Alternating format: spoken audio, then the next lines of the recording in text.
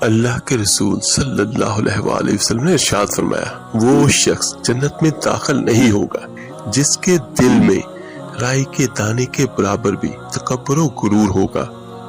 تو میرے عزیز بھائیوں، بچیں اس چیز سے کہ صرف ایک اللہ کی ذات ہے جس کو غرور سجتا ہے، تکبر سجتا ہے، کیونکہ سب کچھ اس کے ہاتھ میں ہے، ہمارے ہاتھ میں کچھ بھی نہیں۔